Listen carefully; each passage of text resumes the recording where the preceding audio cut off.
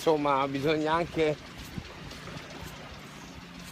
dare seguito a quello che ogni tanto, no?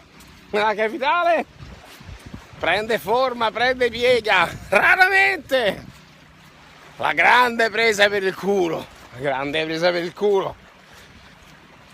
però dipende come ti svegli, sai quei periodi della vita che uno passa, e allora è una citazione questa, per l'ignorante che non ha visto ancora Borotalco. Ecco, guardate Borotalco, sì, bravo, guardate Borotalco di Charlie B. Green, prodotto italico, Carlo Verdone. Secondo me sto male, lei corre, lei può, io no, non servirebbe a niente, no? Non serve a niente manco pure così, diciamoci la verità. Però insomma, sono scelte, sono Snaus, salve, e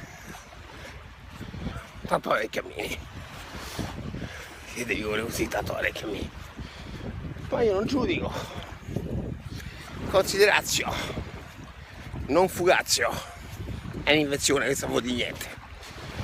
E allora stamattina andavo di camminare, stanotte facevo fatica a dormire, e allora la grande presa per il culo, la mettiamo in atto, si respira l'aria buona, sarà lo iodio?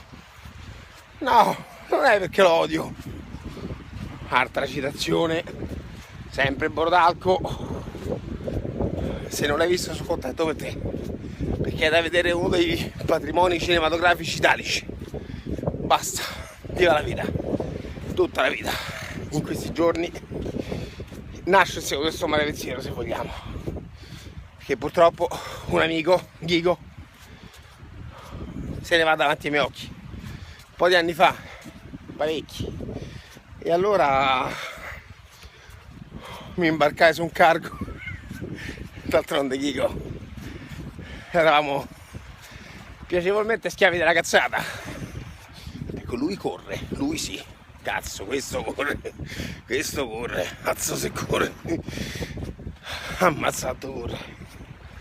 E allora viva la vita, tutta la vita. Ciao Ghighe, bella per te, eh? Lascia la mano tutta lassù, che qua l'è dura, ma certo non se lamentiamo, meglio dura qua giù per ora. Speriamo di vederci il più tardi possibile. Viva la life. Secondo me sto male, secondo me è troppo stiro.